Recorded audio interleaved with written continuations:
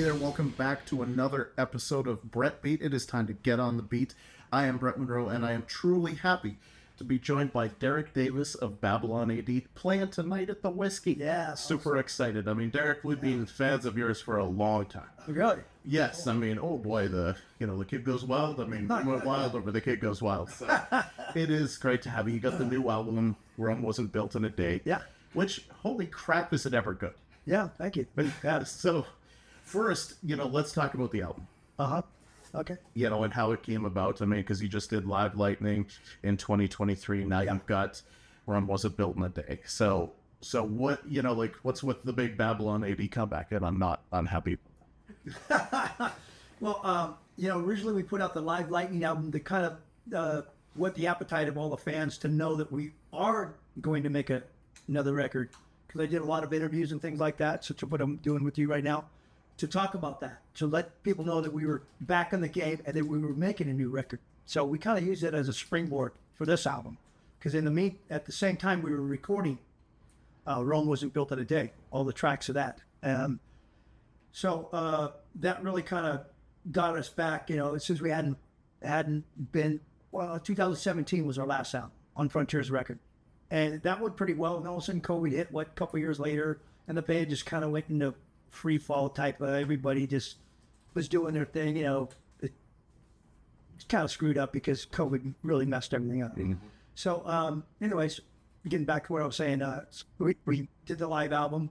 And then we just spent a lot of time writing songs for Rome Wasn't Built in a Day. And at the same time, we, we're touring behind the live album stuff, One of the things that amazes me about Rome Wasn't Built in a Day is the fact that your sound is just like it was back in the day, but it's an extension of that. And I mean, this may be your most complete album that I've heard, where it's just like from top to bottom, it sounds, every song is truly killer.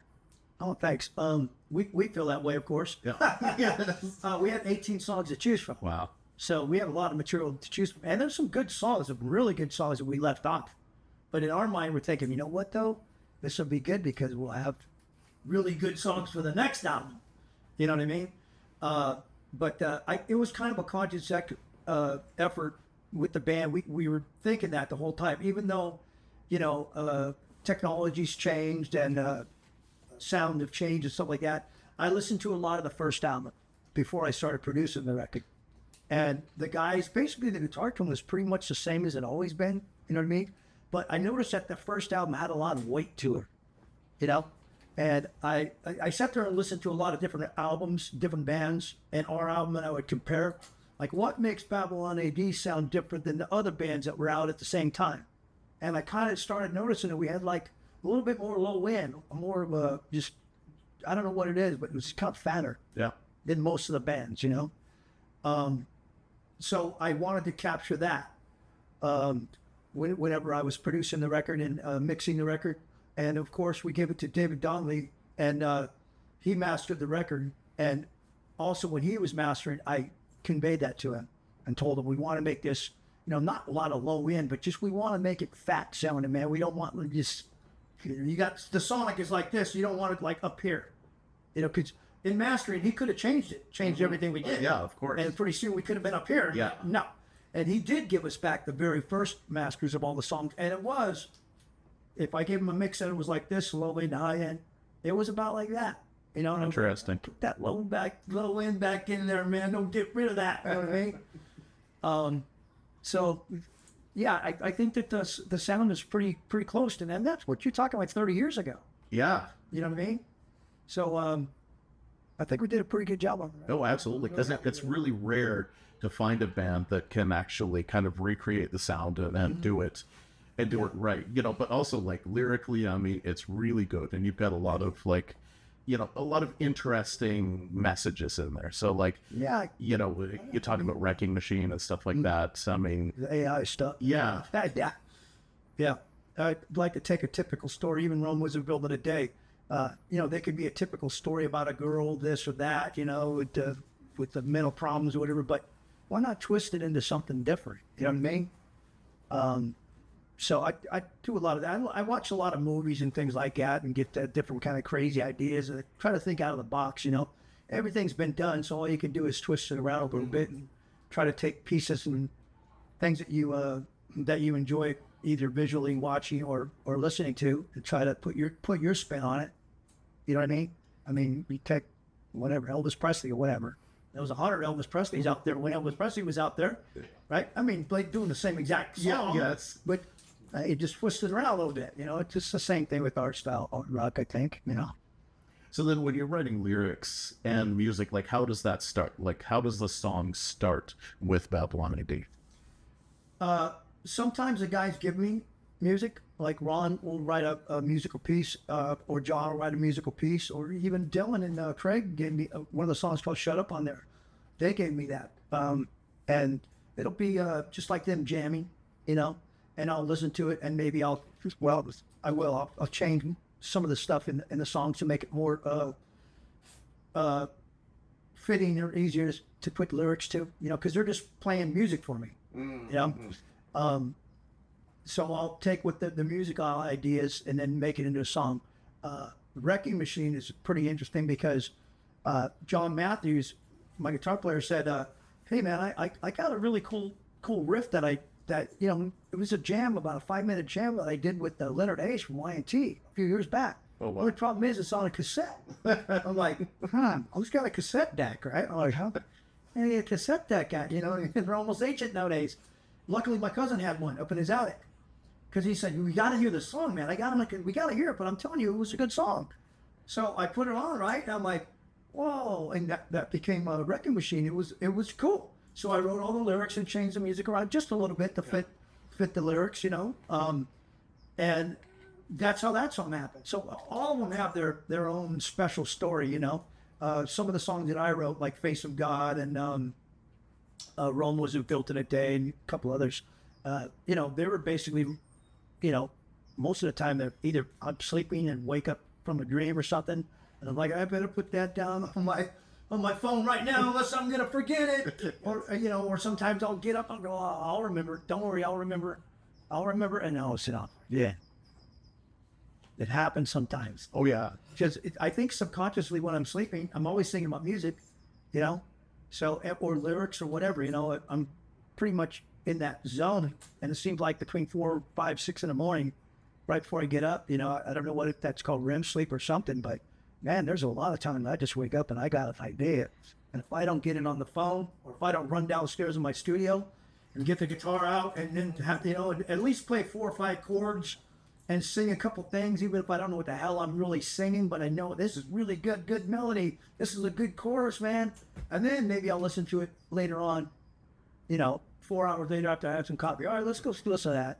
I'll listen to it.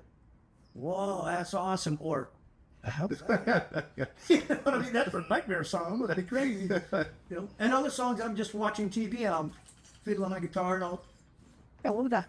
Wait a minute. Oh, wait a minute, man. You know what I mean? I'll come up with some riff that I really like, and then I'll start. It might take a couple days just sitting there watching TV on a lazy boy chair. Wow. You know, and just fiddle around, and I got a good verse to this, you know. And the next night I'm watching some TV, have a little shot of Jack Daniels or Johnny Walker Black, and wait for that. There's a good chorus gonna fit with that. You know, it might take a week sometimes. Yes. Because you're not sitting there just going like, I am going to write a song. It's basically, and I've never really done that except like when I write with partners like Jack Pawnee or somebody like that. That's when we're basically in a room. Hey, what kind of riff you got? Well, I got this riff. What kind of melody you got? I got this. And you kind of put stuff together, you know. But I can't remember in years that I've sat down and go, I'm going to write me a song today. It just don't happen like that, for me anyways. Mm-hmm. Yeah. And I think if it did, the song wouldn't be any good.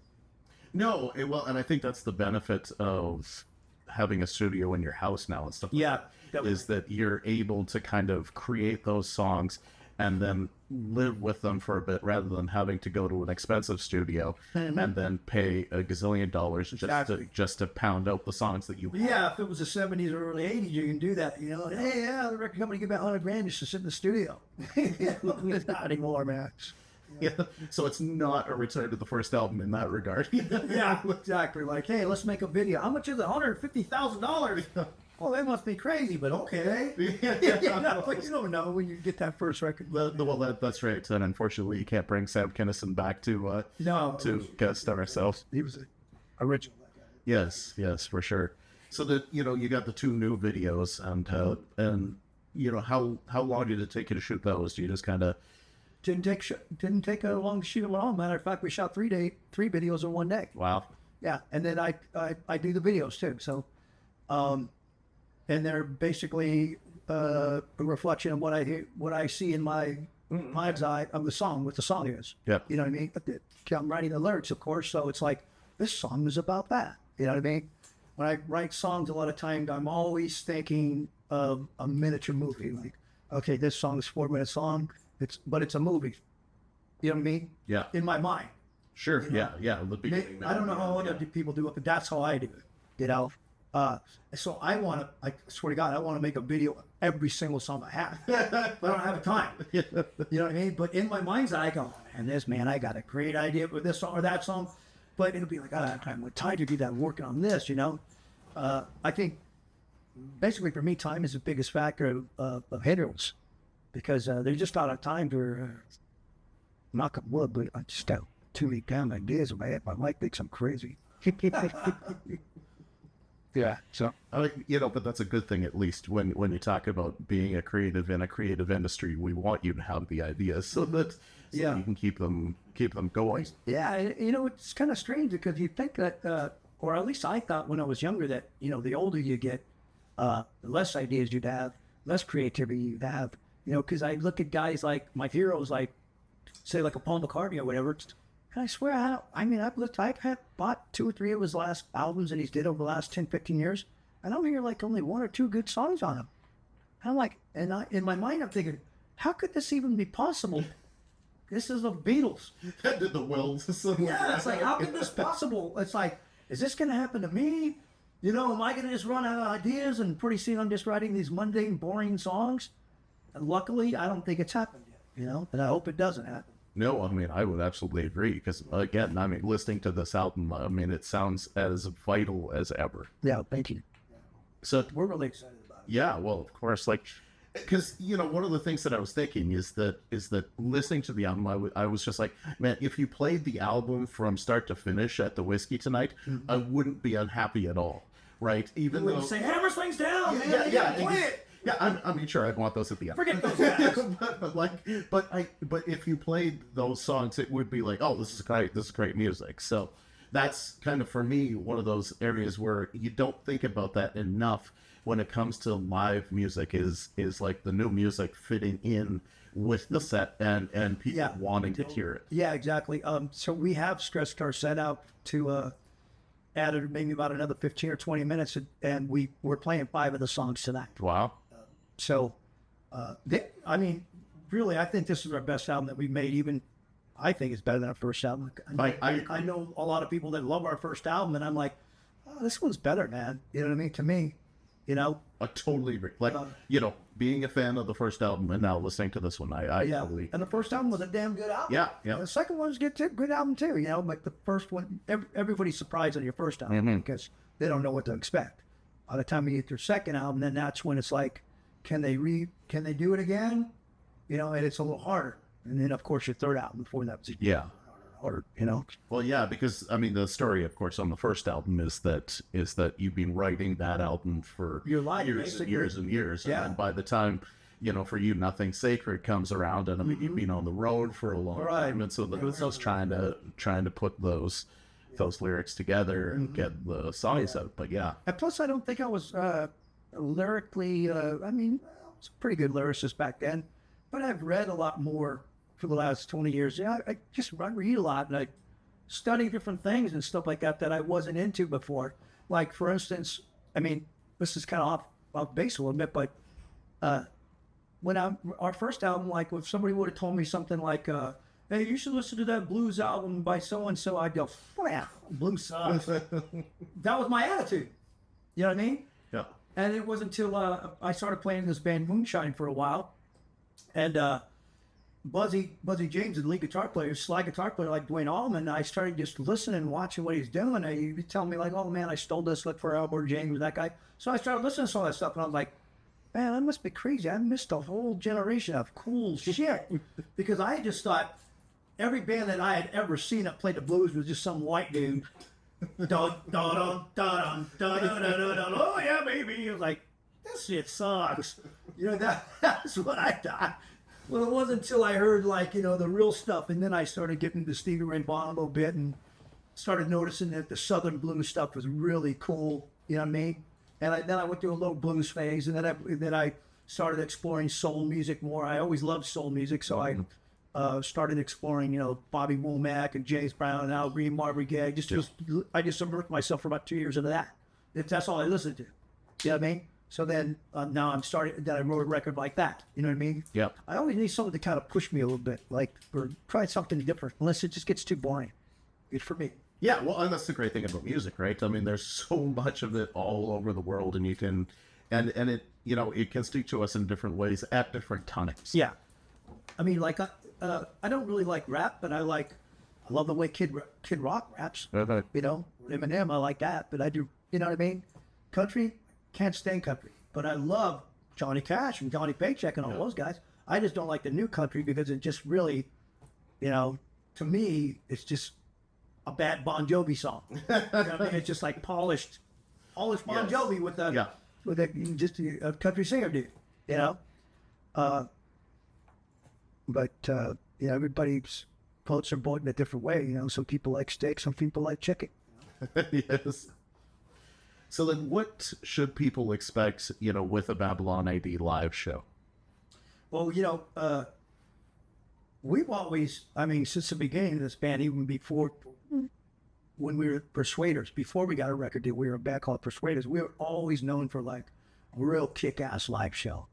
We don't play no fake tracks in the background vocal stuff, you know.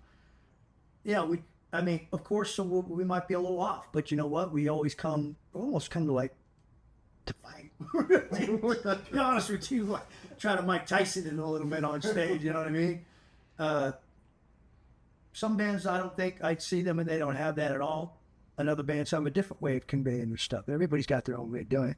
But when we play a live show, we come to entertain, man. I can't stand seeing a band that just stands there. Because then I say, why did I come see you for? I could just listen to you. Yep. You know, there's a lot of musicians that I even seen in the last 5, 6 years. You know, they just stand around doing nothing, man. I love Cheap Trick, but I seen them open up for Rod Stewart. I almost wanted to cry. Because, man, I don't think they walk 2 steps left and 2 steps right the whole damn time, and they're on a huge stage. Yeah. That's the point. Xander, I mean, you're walking around like Joe Biden up there. What the hell's going on? You know, and then Rod Stewart comes up and he's all over the place and he's rocking. I'm like, geez, man, you should have taken lessons from Rod. Yes. And man, Cheap Trick is one of my favorite bands, but to see them be decimated like that on stage, it was just a bore, man. Hell. And it's sad to see because, like, you know, like your heroes when you're a kid, like, man, that's Cheap Trick, you know? Yeah. And I've seen them before when they were energetic and, you know, it was almost just like they just came to the dance just to make some money and go home. Yeah. And I can't stand that when I see a band like that. And I don't like bands that use fake tracks and all that other shit. To me, it's like AI. You know? Yeah, right. I know friends that are writing with AI right now, writing lyrics and melodies and everything. I'm like, you guys are crazy. Oh no, man, this is the future. Blah blah blah. I go, maybe it's your future, but hey, Mike, if you can't think of it yourself, get out the kitchen, man. If you can't cook, get out. Yeah. You know, don't be trying to pull it over on me. And then they'll play me a song and go, well, that song sounds pretty good. Dude, I did it all on AI. All I did was tell the thing what to do. I said, you gotta be kidding me. You know, and it's true. You know? And I'm thinking 5 years from now, man, you know, I'm saying, try to have these conversations with them, you know, and it's like, well, this is the way with the future. Well, if it is, that means a 98-year-old man's going to write a hit and a 3-year-old's going to write one too. Yeah. Yeah. You know? And it just doesn't take musical skill to No. Like, I mean, it was bad enough when like dance pop came around and all you had to do was like, you know, hit a keyboard like this and you could create a song. Now it's... I just think it's cheating, man. Yep. I don't think people cheap. So then when it comes to your voice, I mean, your voice sounds great on the new album as well. Like, you know, how do you keep that in shape? And, you know, and I mean, obviously, like, do you have to tune down at all, or are you still able to? That's kind of what I've noticed a lot. Yeah. Tuning down. Yeah, for sure. Like way down. Yeah. Guys, you know, not to mention some names, but I grew it up on some bands that got a lot of high stuff, big choruses, and everybody sings them. And all of a sudden, I'm like, you're up here, da, da, da, da, and all of a sudden you go see them and like, da, da, da, da. It's like, whoa, that's like 2 keys down lower, man. Yeah, well, I've It's like heard to sell the same song. I know. I've heard like tuning down and slowing down as well, like just to make it easier. To be honest with you, man, I don't do anything special. I don't think I really don't practice that much. I don't. Maybe I should practice more. You know, for me, my warm up is just a couple shots of whiskey and, you know, hey, for about a minute. Now I get up on stage. And even in the at my house in the recording studio when I'm doing my vocals, it's basically the same way. You know, maybe if I did a lot of scales, all that other crap, maybe I'd even sing better. But I like the old style guys, Rod Stewart and those guys, Steve Marriott and stuff. You can't see them sitting in front of a mirror going, you know, they don't do that shit. And all those old blues guys, those Son House, Elmore James, and, you know, you think they sit there and no, They just get out there, they drink their whiskey, and then smoke a cigarette. Yeah, you know what I mean? It's like, that's the real shit to me. And other guys, they like that operatic and everybody, you know, the scales of the piano going up and down, all of the shit. You know, I cut my teeth on growing up listening to Sammy Hagar. Yep. And Rod Stewart and Steve Tyler and James Brown. You know, and man, I wanted to sing Back in the Saddle. You know, man, I tried so much. When I was 14 years old, you know, your voice is still cracking. I practiced, so that's when I did my practicing, to be honest with you. When I was about 14, 16, 17, man, I tried to sing like Steven Tyler every single day. I'd go, you know, I built my own little studio. My grandmother would say, "You go, Dad, you can do it." All right, now I'd go in there for like an hour and I'm back. You know, like that. I almost got it, man. You know, I figured if I could ever get that, or another really hard song to sing and copy is headed down a one-way street, down on the other way, one-way street. You know, on the first album, that song, man, Tyler rips on that thing. I mean, I think every singer should just listen to that and say, "You hear that? That's the real shit right there." Yeah. And he's got Janis Joplin, James Brown going. I mean, he's channeling. You know what I mean? It sounds real, you know? He better not sing that anymore, because he'll probably... I don't know. I heard he had some kind of throat problem. Yeah. He fractured his larynx, like unbelievable. I don't know how you do that. I know. And I don't want anybody else to do that. Yeah. But yeah, I mean, and that's, you know, and hopefully nothing like that ever happens to you. Oh, yeah. But that suck. So what are the plans coming up for Babylon A.D., like, going forward? Well, so we our second single, the first single was released about a month and a half ago, and we did really well at radio. Alice Cooper played it a few times, and, you know, generally across the United States. It got to number 2 for a week on the hard rock chart, which is pretty cool. All these years. Yeah, absolutely. Rome Wasn't Built in a Day. The second single just got released Wednesday, a couple days ago. So we're already starting to put the video together and single together for the next one, because you got to kind of stay about 6 weeks ahead. Yeah, of course. You know? And that's going to be Sometimes Love Is Hell. Ballad. Yeah. And then after that, I think we're probably going to do Face of God. Well, nice. Very good. So very good. Do something a little bit different. That might be hard to channel into this hard rock stuff, because it, you know, it's got spiritual overtones and stuff like that. But it's a great song, and it is. Yes. A lot of good rapport with people telling us that wow, man, this is the song, you know. So we'll see. We're just gonna keep on going, and we got a lot of dates, you know, coming up, and we've already got some offers in Europe to play in Europe, and at the same time we're writing material for the next record. Good. Yeah. You know? So it's pretty exciting, man. It's you know, but it's hard for, it's kind of weird. It's almost like you get older, you know, and I tell people, I say, this is the funnest hobby in the world, man. You know, it's probably like Wilt Chamberlain, you know, 50 years old or whatever, can't go play basketball professional, but he plays with all his buddies that he played with, you know what I mean, 10, 20 years before. And they're all playing. Maybe they're not 100%, but they're 75%. That's good enough, man. You know what I mean? Because they're still playing. Yes. You know what I mean? That's what I love about music, man. I think if it wasn't for bands like the Stones and, you know, or Rod Stewart or Paul McCartney, guys that are older, that you would just think a long time ago would have just hung it up. A lot of us cats would have hung it up a long time ago. Right, yeah. You know, but it's like, well, if they could still do it. Why not? Right. You know, right? Hope I die before I get old and all that other kind of stuff. It's like, you know, I think they just said, oh, screw that, let's keep going. Yeah. I mean, Keith Richards has looked like a cadaver for 40 freaking years, man. He's still going, right? So I was like, he can do it, man. I can do it for sure. Yes. Yeah, I mean, he got decades. So that guy's got decades of drinking and smoking and whatever else he did. Yeah, but he's still kicking it, you know. So shit, yeah. We're just having fun, man. That's what it's all about. Oh, that's great. Yeah, we're really excited, man. The whole band. Everybody, our families are excited. It's really weird. Our wives and our girlfriends.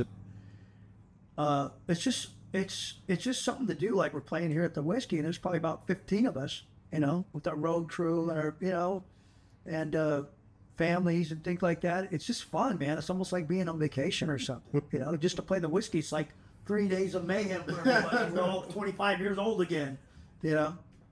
It's awesome. I love playing the Whisky too, man, because it's like hollow ground. Yeah. I'm up there standing right where Jim Morrison stood, you know? I know, isn't that just nuts? Yeah, it feels like that. It's kind of crazy. You're looking around going, and it looks exactly the same. Yeah, right. It's all the videos I see. You go up to the dressing room and all the... Yeah. It's just like, wow. And I was talking to Jake today, the promoter and of the club, the booker, and he's like, yeah, man, I don't want this thing to change. I was like, yeah, don't change anything, man. Don't change. Keep it the same. Yeah. Because that's what, I mean, if you think about, you know, clubs and stuff like that, like the Cavern Club or whatever where the Beatles played, not too bad. That place wasn't open, right? Yep. It's like an iconic place. There's hardly no places left. But the Whiskey's still here. You got to keep that open. Yeah. I mean, it's like it's like it's in the history books. Yeah, it is a piece of, not just rock history. So people come from all over the world. You know, last time we played here, I met like 3 guys who came from Argentina just to see us. I'm like, you guys flew from Argentina just to come see our band at the Whisky? Oh yeah, man, we went, you know, wow, that's crazy. You know what I mean? Must feel good, yes. It does, but at the same time, it's like, you know, to them, the Whisky is like, this is like iconic club. And, yeah, it's a pilgrimage, yeah. It's a pilgrimage type of thing. Like, you got to go to the Whisky, man, you know, if you want to see where the hollow ground is of rock and roll, you know. So, and a lot of people say, you know, what's your favorite place to play? I get that every once in a while. Whisky, even though it's, you know, there's only maybe almost 500 people or something. Yeah, it don't matter, man. It's where you're at. Yeah. Who's stood there before, and like, I'm worthy. You know what I mean? Yes. And it's still worthy, which is great. Mm-hmm. Well, Derek, it's been awesome talking to you. Please tell everybody how they can get the new album, how they can keep up with you, where they can find you, all that stuff. Mm-hmm. Yeah, you know, we do a lot of posting on Facebook and stuff that keeps, like, that's a little bit more personal than, even more personal than Instagram and stuff like that, you know. And of course, we've got Babylon A.D band.com, the website. And, you know, right now, if you just look on Google, I mean, we're pretty much all over the place, you know, which kind of surprises me. But anybody can find us however they want. Instagram, Facebook's usually probably best if they want to contact us about something, you know. And then, of course, our website. And we just started a brand new YouTube channel. We never had one. You know, we just started one, like when we released the first song, you know, Wrecking Machine. And we're like, we got to put the YouTube channel together. Just, you know, like, how do you do that? Well, you go on YouTube and you know, it's start uploading. Yeah, and our drummer's 23 years old, so he's like, that's useful. Yeah, that's good because he's got a lot of the technology stuff that we're like, how do you do that? Shit. Yeah, once you get to be our age, then it gets... Yeah, it's like, oh, that's too much of a hassle, man. For them, it's like, I'm thinking, no, it's going to take 5 days. And he's like, no, it'll take a couple hours. You know what I mean? So, yeah, it's kind of fun, you know, since we've got our own YouTube channel now and, you know, see how it grows, you know, get more and more people on there. And I'm going to I have a lot of old video stuff that no one's ever seen. Oh, wow.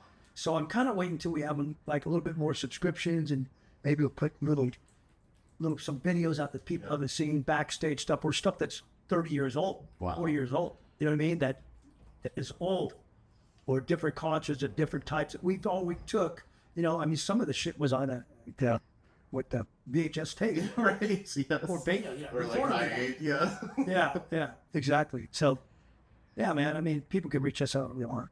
Awesome. Well, I urge everybody to go listen to Rome Wasn't Built in a Day. It's an amazing album. You guys are awesome. And super stoked to see you live in just a few hours. Yeah. So Yeah. we wish you nothing but the best in the future. And thank you so much. Yeah, thank you. So Appreciate it.